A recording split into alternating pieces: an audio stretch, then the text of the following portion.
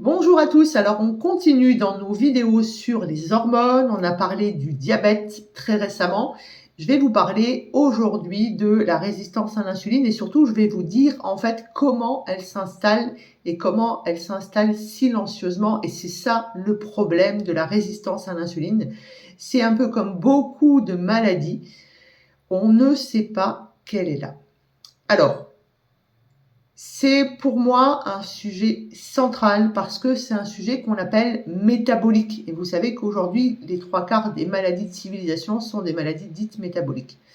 On va donc parler de la résistance à l'insuline. C'est quelque chose qui arrive bien avant le diabète. Si vous avez regardé la vidéo sur le diabète, vous savez que la résistance à l'insuline, c'est là depuis 10-15 ans avant qu'on parle de diabète, avant que tout à coup on se rende compte que vous avez du diabète. Alors, les premiers signes, c'est un peu les signes aussi du diabète dont on a parlé il y a quelques jours maintenant. C'est la fatigue après le repas. Je vais vous expliquer pourquoi il y a de la fatigue après le repas. C'est aussi des fringales. On va essayer de comprendre aussi pourquoi il y a des fringales. C'est bien sûr des difficultés à perdre du poids. Voilà pourquoi, lorsque l'on fait de la nutrition comme moi, eh bien, on pense à tous ces items-là. C'est ce qu'on appelle le brain fog, donc le brouillard mental que l'on peut avoir. C'est ce ventre abdominal qu'on n'arrive pas à perdre, notamment chez la femme après la ménopause, chez l'homme au moment de l'andropause. C'est aussi ces hypoglycémies réactionnelles qui nous font cette impression de ne plus avoir d'énergie. C'est surtout ce que j'appelle le up and down dans la journée, c'est-à-dire que vous êtes plein d'énergie et puis 2-3 heures après, il n'y a plus rien. Et le truc, c'est que les examens sanguins vont rester corrects pendant très longtemps. Tout simplement parce que vous savez que notre corps, c'est une machine incroyable et que le corps va compenser de manière silencieuse pour pouvoir rester en homéostasie. Et c'est ça, entre guillemets, qui est très important à comprendre pour moi, et c'est pour ça que je prends le temps dans cette vidéo de vous dire ce que c'est que réellement l'insuline, comment ça s'installe progressivement cette résistance à l'insuline, pourquoi elle va provoquer de la fatigue, pourquoi elle va provoquer de la faim, pourquoi elle va provoquer du stockage. Je vais vous faire le lien aussi qui est très peu fait dans les bilans sanguins avec les triglycérides et le cholestérol. Et puis surtout, l'idée, ça va être de vous accompagner, bien sûr, de manière générale, pour éviter d'entrer dans ce cercle vicieux que l'on appelle la résistance à l'insuline. Alors tout d'abord, on va essayer de se souvenir, si vous n'avez pas vu la vidéo sur le diabète, de ce qu'est, entre guillemets, l'insuline. L'insuline, c'est une hormone de survie. C'est une hormone qui est sécrétée à chaque fois que vous allez sécréter du cortisol. C'est pas une mauvaise hormone, l'insuline, d'accord ? Si on n'a pas l'insuline, on meurt. Et c'est ce qui se passe chez les diabétiques insulino-dépendants d'ailleurs. L'insuline, c'est donc une hormone qui est fabriquée par le pancréas. Maintenant, vous devriez le savoir, par les îlots de Langerhans. Et son rôle principal, c'est de maintenir justement cette homéostasie, cette glycémie, donc le taux de sucre dans le sang, qui est stable. Quand nous mangeons, en fait, les glucides, donc les sucres, tous les sucres lents, les sucres rapides, sont transformés en glucose. Le glucose va passer dans le sang, c'est ce qu'on appelle la glycémie. Et l'insuline, elle sera libérée pour aider à faire rentrer le glucose dans les cellules. En fait, je prends toujours cette image-là, que ce soit avec mes consultants ou mes étudiants. L'insuline, c'est une clé, la cellule, c'est une maison, et le glucose, c'est le carburant qu'on doit livrer à l'intérieur de la maison. L'insuline, elle va permettre notamment d'alimenter vos muscles. Vous vous souvenez, on en a parlé il y a quelques jours dans le diabète. L'idée, c'est de faire marcher vos muscles. C'est des grosses réserves de sucre. La réserve de sucre, ça s'appelle d'ailleurs le glycogène. On a le foie aussi qui est une très grosse réserve de sucre. Donc ça alimente les muscles, mais ça alimente aussi, ne l'oubliez pas, votre cerveau. Ça va alimenter tous les organes et ça va aussi stocker de l'énergie quand il y en a trop. Et c'est tout ça qu'on va essayer de développer aujourd'hui. Le point important, je pense à retenir, entre autres, c'est que l'insuline, elle va permettre le stockage. Elle stocke, c'est une hormone de stockage et c'est une hormone, entre guillemets, d'économie d'énergie. Et là, vous allez comprendre pas mal de choses que je vais développer dans cette vidéo. Souvenez-vous que nos gènes viennent des Homo sapiens sapiens, donc il y a très longtemps, et que à l'époque, ces gènes sont, et toujours aujourd'hui d'ailleurs, hein, ils ont changé de 1% tous les 1000 ans, mais n'empêche que c'est quand même ces gènes-là à la base. Eh bien, notre génétique humaine, elle est, entre guillemets, programmée pour la survie. Elle est programmée pour la pénurie. Elle n'est absolument pas programmée pour ce que l'on a aujourd'hui, c'est-à-dire l'abondance, j'ai même envie de dire la surabondance permanente. Alors, il y a un signe qui est très précoce sur la résistance à l'insuline, c'est la fameuse fatigue postprandiale, donc la fatigue après le repas. Notamment, très souvent au cabinet, vous me dites, après le repas, on va dire, après avoir mangé, après le repas, je suis épuisée. J'ai envie de dormir et puis j'ai vraiment ce brouillard mental, j'ai du mal à avoir un cerveau qui fonctionne correctement. Eh ben non, ça c'est pas forcément normal entre guillemets. Pourquoi c'est un signe précoce de la résistance à l'insuline? Parce que lorsque vous allez manger un repas qui va être riche en glucides, on peut dire en glucose, notamment en sucre rapide, le glucose va monter très vite entre guillemets dans votre sang et le pancréas va sécréter beaucoup d'insuline. Au début, le corps, il compense ça sans problème. Et progressivement, vos cellules, en fait, elles deviennent de moins en moins sensibles à l'insuline. Donc le pancréas, il est obligé de sécréter davantage pour avoir le même résultat. C'est ce qu'on appelle l'hyperinsulinémie compensatrice. Le problème, c'est que lorsque vous êtes dans ces fortes variations de glycémie, on va avoir une chute secondaire et plutôt rapide du sucre, on va avoir une instabilité énergétique et puis on va avoir cette sensation de coup de barre en fait. On fait hop, hop, hop, hop. Et le cerveau, il a horreur de ces variations. C'est trop rapide et c'est trop présent. J'ai même envie de dire qu'une baisse légère, ça peut provoquer de la fatigue, de l'irritabilité, des difficultés de concentration. On le voit chez les enfants, par exemple. Hein. Mais ça peut provoquer aussi, vous allez voir, des envies de sucre, de la somnolence. Et quand on a ces signes-là, quand on est fatigué, quand on est irritable, quand on a envie de sucre, moi je trouve que c'est complètement l'idée de l'enfant ou de l'ado qui a faim. Vous savez, à 18h30, il vous dit « Quand est-ce qu'on mange? Qu'est-ce qu'on mange ?» Ben, c'est ça. On pense « Je manque de sucre ». Alors qu'en réalité, le problème, c'est plutôt une mauvaise gestion du glucose et de l'insuline. Alors, comment cette résistance à l'insuline, elle va s'installer? D'abord, on a une surstimulation chronique. Ça, c'est important à entendre. C'est chronique. Okay, c'est comme toutes les maladies, c'est chronique. Très peu de maladies aiguës aujourd'hui. Donc, une résistance à l'insuline, ça ne s'installe absolument pas en une semaine. C'est vraiment un phénomène qui est progressif. Et au contraire de tout ce qu'on va entendre souvent, ce n'est pas uniquement un problème de sucre. C'est un environnement, et ce que je vous disais tout à l'heure, c'est un environnement métabolique. C'est de la surcharge chronique. Par exemple, on mange trop souvent. Moi, j'entends encore des gens qui me disent « je mange parce qu'il faut manger ». Où est-ce qu'on a vu qu'il fallait manger? On grignote toute la journée. On ne se rend pas compte qu'on grignote en fait. On est en train de faire un gâteau, pouf, on prend un petit peu de truc.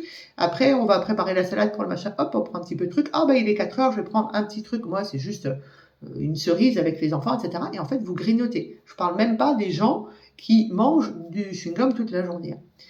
Évidemment, on consomme bien sûr beaucoup trop d'aliments ultra transformés. On a surtout aujourd'hui un excès calorique, mais qui est chronique. On est sédentaire. Et puis là-dessus, on va rajouter qu'on dort pas beaucoup. Et puis, évidemment, qu'on vit sous stress en permanence. Et tout ça, ça envoie, entre guillemets, le même message au niveau de notre corps. Il y a de l'énergie partout. C'est bon. Qu'est-ce que je fais? Je stocke. Et le problème aujourd'hui, c'est que beaucoup d'organismes, notre corps, ne connaissent plus vraiment, entre guillemets, de période qu'on pourrait dire de repos métabolique. Vous savez, on parle souvent d'un jeûne de 16 heures le soir entre votre repas du soir et votre petit déjeuner. On parle au moins d'un jeûne de 12 heures, c'est-à-dire qu'il faudrait au moins qu'entre votre repas du soir et votre petit déjeuner, il y ait au moins 12 heures. Et ça, il y a beaucoup de gens aujourd'hui qui l'ont plus. Moi, j'ai une grosse clientèle aussi sur la région parisienne. Les Parisiens, ils rentrent à 20 heures de boulot, ils mangent à 22 heures, ils vont se coucher à 23 heures, ils se lèvent à 5h30 ou 6 heures du matin. On n'a plus ces périodes, entre guillemets, de repos métabolique et pourtant, c'est si important. Ensuite, on a là-dessus, on va rajouter des cellules qui saturent. Moi, j'aime bien l'image du style, vous avez quelqu'un qui vient sonner à votre porte 300 fois par jour. Au bout d'un moment, vous n'ouvrez plus, vous ne vous faites plus avoir, vous n'ouvrez plus. C'est exactement ce qui se passe avec l'insuline. Les cellules, entre guillemets, deviennent paresseuses, elles se protègent d'un excès énergétique permanent, elles sont moins réceptives au signal insulinique. Et le pancréas produit encore plus d'insuline, parce qu'en fait, il a produit de l'insuline, mais ça ne rentre pas dans la cellule, donc il a toujours ce taux de sucre qui est trop élevé, et donc il va continuer de produire de l'insuline. Et c'est là où on fatigue notre pancréas. C'est, je trouve important à comprendre ça, c'est qu'en fait, votre glycémie sur le bilan sanguin, elle peut rester normale pendant très très très longtemps parce que votre corps, cette incroyable machine, est capable de compenser cette hyperproduction d'insuline. Moi, je ne vais pas dire une tonne parce que ça serait faire le Marseillais, mais j'ai beaucoup de personnes qui sont en résistance à l'insuline, qui ont tous les maux et qui pourtant ont une glycémie normale. Alors, l'insuline, je vous ai dit, c'est pas une mauvaise hormone, ok? Parce que c'est une hormone de la survie. Si on n'en a pas, on meurt. Il n'empêche que l'insuline, elle a quand même, entre guillemets, des mauvais côtés. Notamment, elle a un mauvais côté que j'appelle le stockage de graisse. L'insuline, c'est une hormone qu'on appelle anabolique, donc qui va créer quelque chose, ok? Le catabolisme, c'est casser quelque chose. Elle va stimuler ce qu'on appelle la lipogénèse. Je crée du gras. J'ai même envie de dire, je stocke du gras. Quand on va avoir trop de sucre dans le sang, trop de glucose, le foie va transformer cet excès en acide gras, puis en triglycérides. Lorsque j'étais à l'école de health-practiqueur, en Suisse, on disait les triglycérides, c'est ce qu'on appelle nos excès alimentaires. Et quand on parle d'excès alimentaires, c'est tout ce qu'on, entre guillemets, on fait rentrer dans notre corps en trop, ok ? Mais c'est aussi tout ce qu'on a du mal à digérer. Les gens qui ont des triglycérides élevés, c'est ça aussi. Mais c'est pas tout. L'insuline, elle a aussi un rôle que l'on n'aime pas. Elle bloque la lipolyse, donc elle bloque le déstockage des graisses. Concrètement, en fait, votre insuline, elle va inhiber une hormone qu'on appelle une enzyme qu'on appelle la HSL, l'hormone sensitive lipase, qui normalement permet à nos adipocytes, donc à nos cellules graisseuses, de réguler le gras. Et donc, tant qu'on a une insuline qui va rester élevée, le corps va recevoir le message, on stocke et on ne déstocke pas. Je stocke et je ne déstocke pas. Vous voyez ce que ça donne dans votre corps, en fait ? Et ça explique pour moi, notamment, que beaucoup de personnes ont du mal à perdre du poids malgré tous les efforts qu'elles font. Il me semblait important de vous faire aussi un lien entre triglycérides, cholestérol et insuline, ce qu'on appelle le syndrome métabolique, entre guillemets. C'est important puisque l'insuline est une hormone métabolique. Donc, comme je vous le disais, quand le foie va recevoir trop de glucose, quand le foie va recevoir trop d'insuline, quand il va y avoir trop d'énergie de manière globale, il transforme tout ça en triglycérides. Les triglycérides, ils sont transportés, entre guillemets, dans votre sang sous une forme, il y en a plusieurs, qu'on appelle le VLDL. Vous vous souvenez que quand c'est quelque chose qui est gras, c'est un mauvais nageur dans le sang qui est fait en majorité d'eau, donc on a besoin de transporteurs, on a besoin de petits wagons.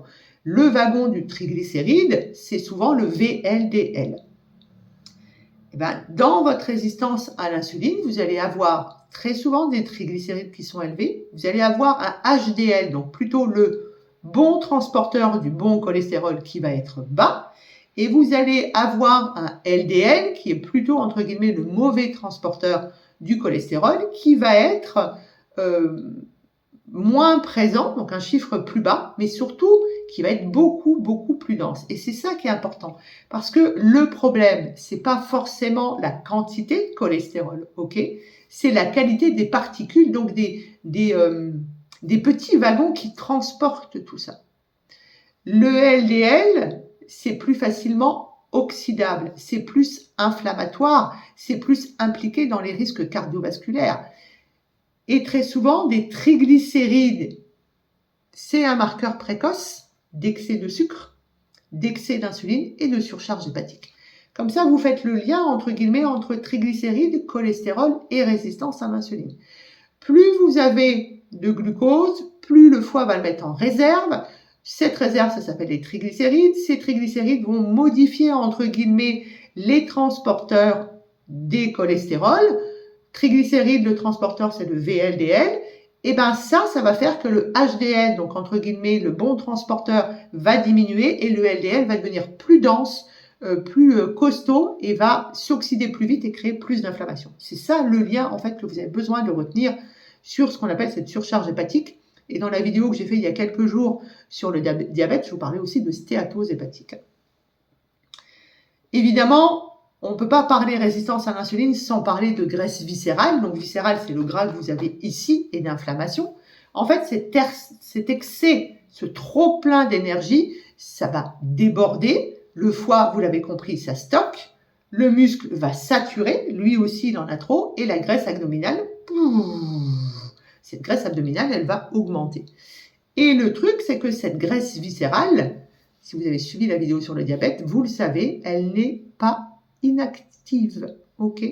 Elle produit notamment, je vous le rappelle, des cytokines pro-inflammatoires et elle produit beaucoup de molécules qui vont encore davantage augmenter la sensibilité,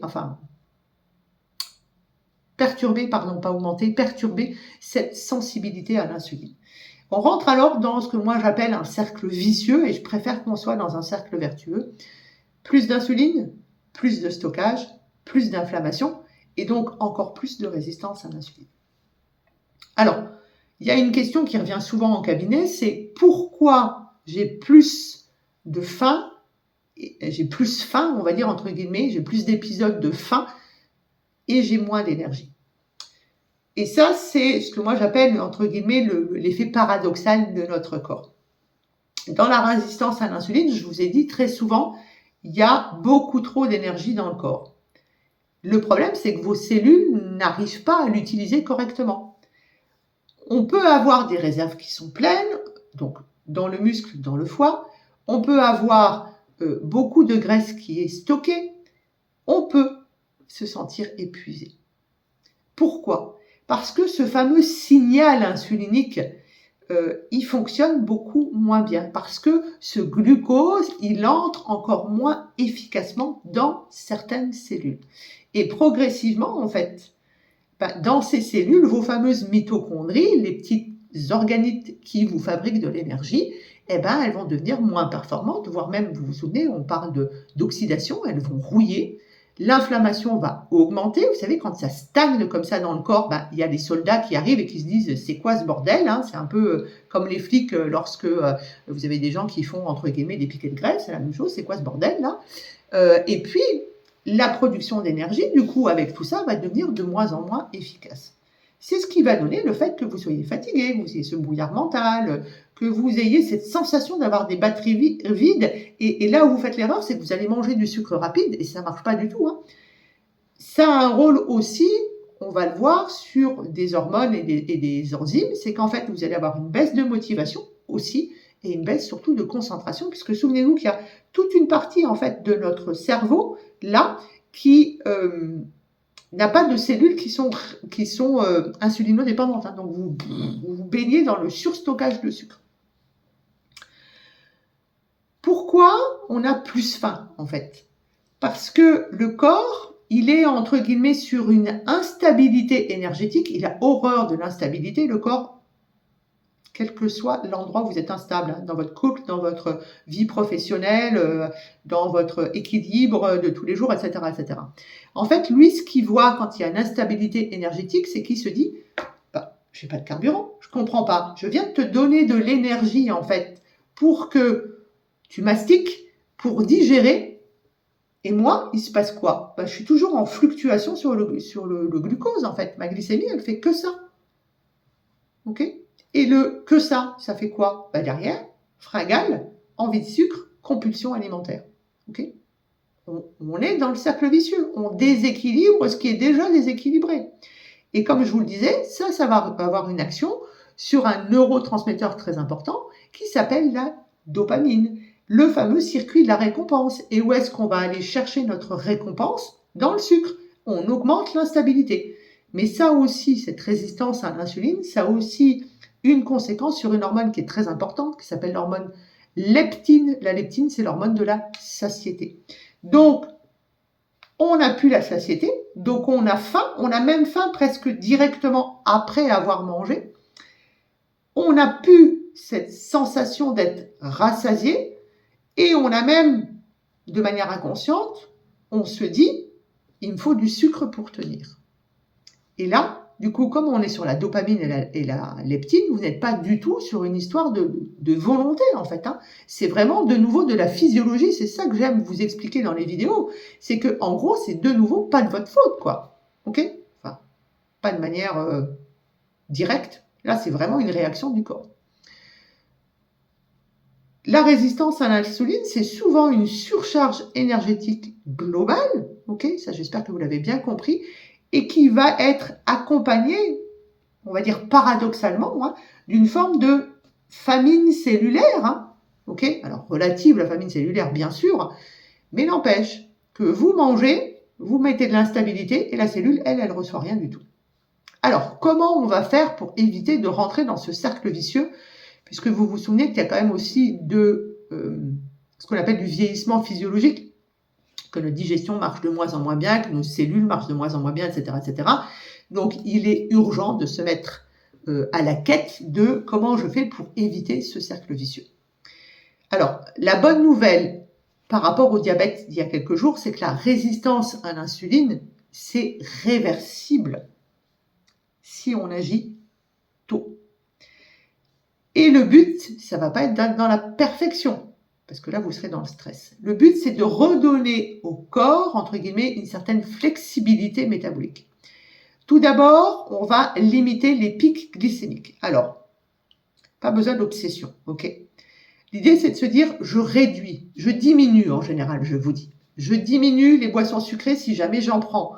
Vous imaginez que c'est 20 ans, vous sortez, etc., etc. On ne peut pas boire de l'eau, enfin, payer pour un verre d'eau, je trouve ça un peu... voilà.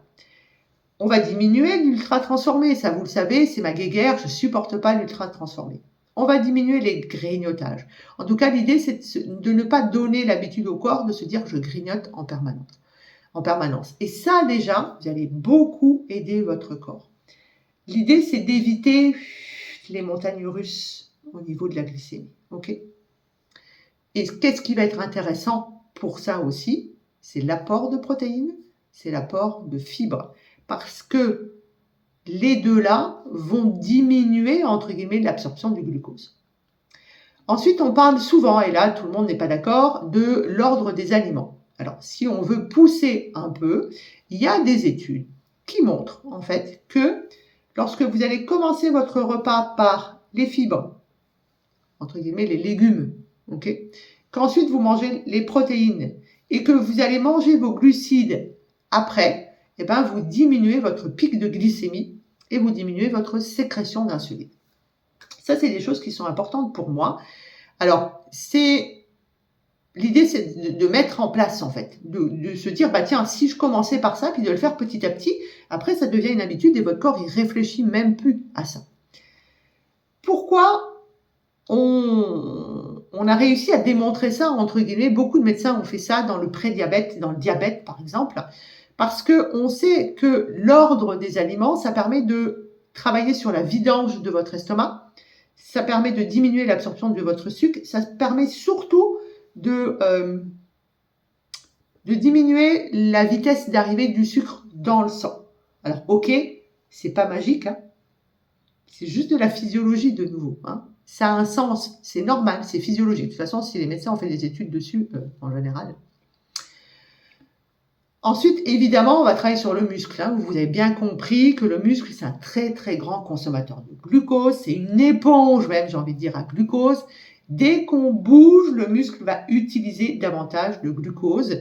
Et surtout, on va permettre aux cellules de redevenir plus sensibles à l'insuline. C'est pour cela que, en général, je dis, essayez d'aller marcher après le repas. Faites du renforcement musculaire. Faites de l'activité physique régulière, parce que c'est ça qui est important, c'est l'activité physique régulière. Si vous le faites, entre guillemets, que le week-end, ça ne sert, je ne dis pas que ça ne sert pas à rien, mais presque. Ça, c'est extrêmement efficace pour gérer la sensibilité à l'insuline. Quelques minutes par jour après le repas, ça peut déjà, allez, je vais dire, vachement vous aider. Évidemment, il y a le sommeil. On sait que le manque de sommeil va mettre notre corps en survie, ok? Donc, sous insuline, sous cortisol, ok?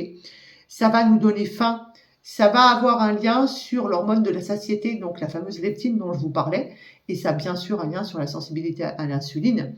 Vous savez très bien, tout le monde a déjà expérimenté, si vous ne dormez pas beaucoup, vous avez faim, vous avez envie de manger du sucre, et forcément, vous tombez dans la résistance à l'insuline.